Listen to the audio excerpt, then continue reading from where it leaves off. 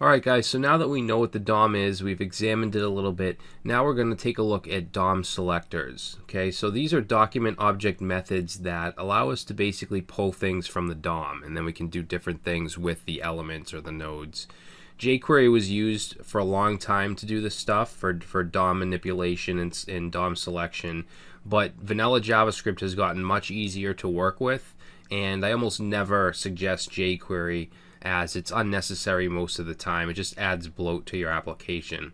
One good thing jQuery is good for is quick, simple plugins or scripts that you need to do a specific action, but I never suggest it for DOM manipulation anymore. Alright, so basically in vanilla JavaScript we have a couple different selectors that can be categorized into two different types, single element and multiple element selectors.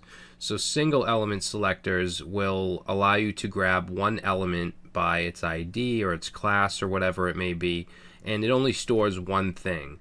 So if you use a single element selector on, let's say, a class that appears more than once in the DOM, it's just going to grab the first one. Okay, it's just going to grab that single first one. Now multiple element selectors will actually get all of the elements with that class and then return an HTML collection or a node list depending on which selector you use. So we've already seen an example of an HTML collection in the last video when we selected items directly with document properties. Okay, remember we looked at the forms and the links and all that. So in this video we're going to take a look at the two single element selectors. Alright, so the first one is get element by ID. Alright, or actually document dot get element by ID. Okay, and this just does just what it says. It selects things by their IDs. Okay, so you can't select a class or a tag or anything like that.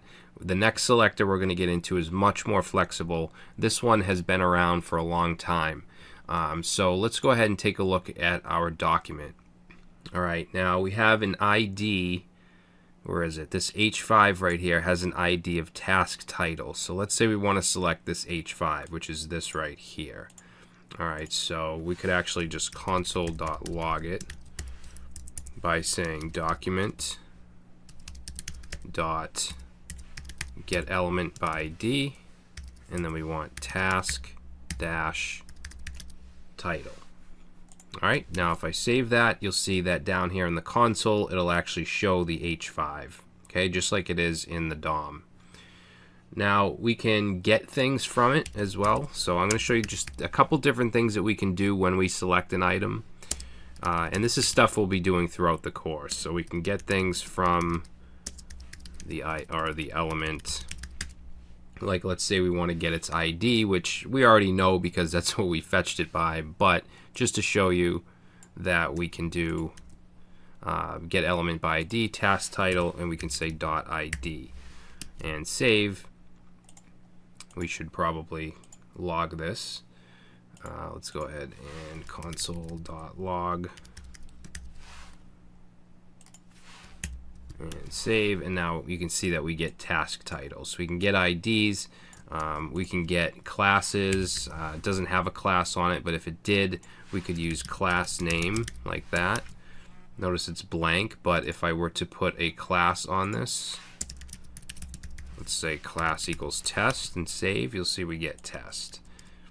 Alright, so we can do that, and we can get any attributes. I'm going to get into more of this stuff later on as well, but I just wanted to show you that we can get stuff from it by selecting it with this get element by ID. Alright, so we can also do things to the styling. So let's say change styling.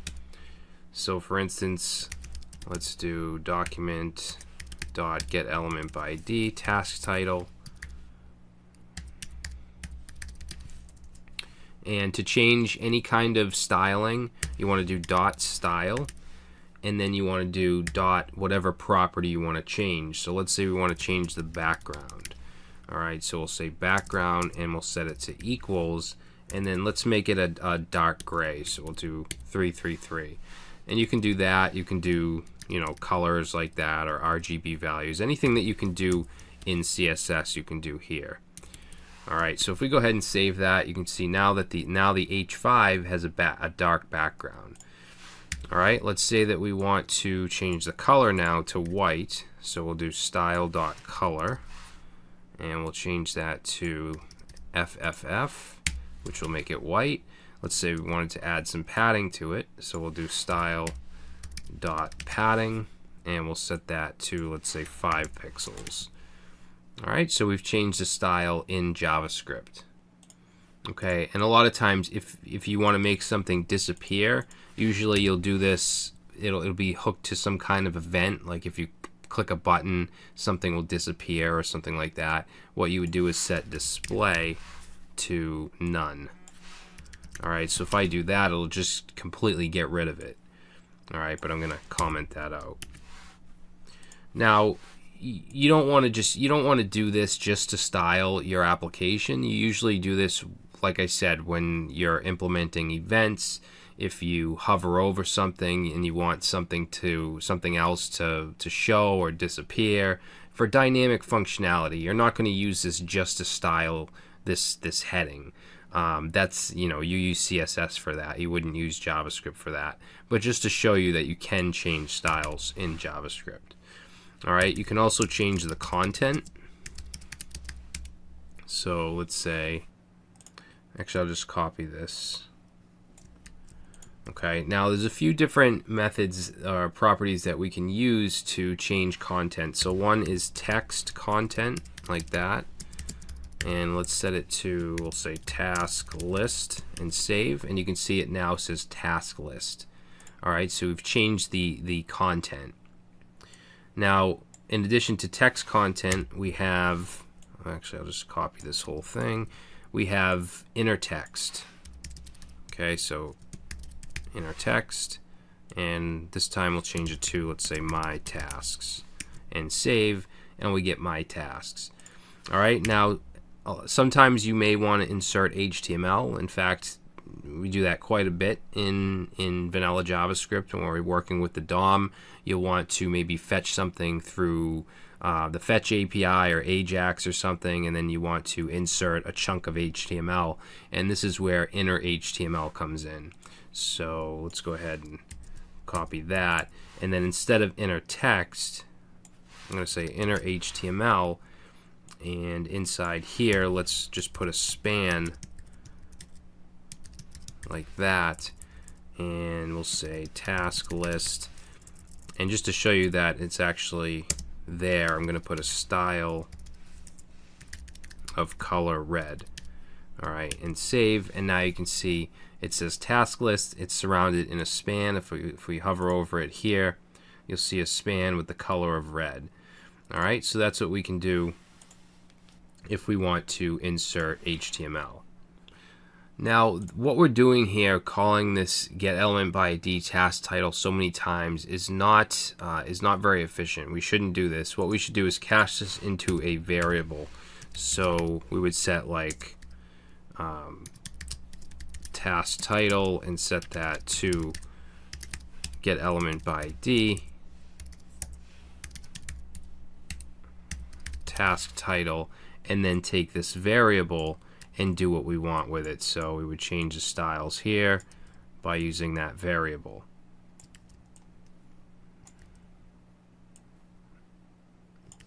All right, we'll use it down here to change the content. All right, so that's a much better way of doing it, and if we save, we get the same result. All right, so that is getElementById. That's the first selector. The next one I want to show you is query selector. All right, so document.query selector, which is newer and much more powerful.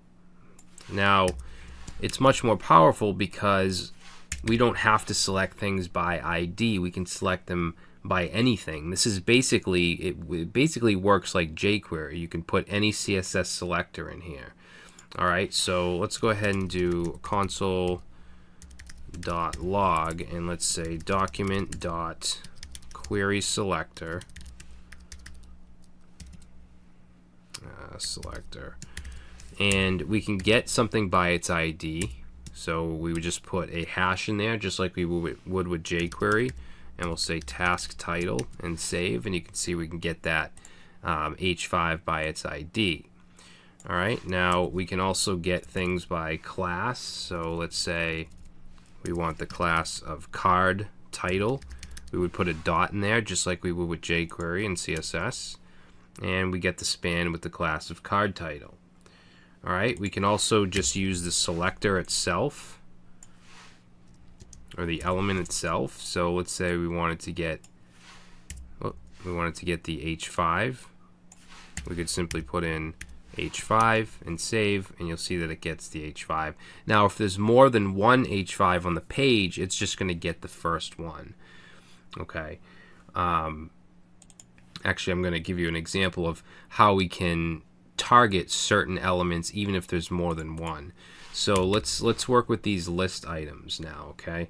So let's do document.query selector. And let's grab, we'll just put in li here, and we're going to say .style.color equals red. All right, so what do you think is going to happen here? Let's go ahead and save and find out. Now, you may have thought that all of the LIs would turn red, but like I said, it's only going to be, it's a single element selector. It's only going to get the first one. All right, and this is the first one here. All right, and another thing I should mention is that you can do subclasses or nested elements. So you can do like UL-LI like that. We'll make it blue. So you could do that as well. All right, now if I wanted to select, let's say, the last item here, what I could do is I could use CSS pseudo classes. So we could use last child. We could put a colon here and say last dash child and save. And now you can see that the last child is red. All right, now if you want to specify a certain one, like let's say we want the third one here to be yellow, what we could do is we could specify nth child. I realize some of you may not know about this. You may not know CSS3, but we have pseudo classes like this, and we can say nth child 3, and let's set that to yellow, and save. And now you can see the third one is yellow. All right, now we can also change, text content if we want. So we'll go ahead and let's do nth child 4, and instead of changing the style, we'll say text content, and we'll change that to hello world and save. And now you can see that the text has changed here. Now, for those of you that know about nth child, about CSS3, you know that you can do odd or even as well, which is used to do like every odd list item or every odd or even div or something like that. Now, I just want to show you what happens if we try to use that with query selector. So let's change this 4 to odd, and let's change this. We won't do text content. Let's do style dot background, and we're going to set that to a gray color. So let's do hexadecimal value CCC. Now notice that only the first odd has been affected. Okay, it's not going to do every odd because this is a single element selector. All right, same thing if we were to do even. So if we change that to even and we change this to a lighter gray and save, you'll see it'll only do the first even. Now, if we use the query selector all method, which we're going to look at in the next video, I'll show you how we can actually make it so that every even or every odd we can style. All right, so that's what we're going to get into next.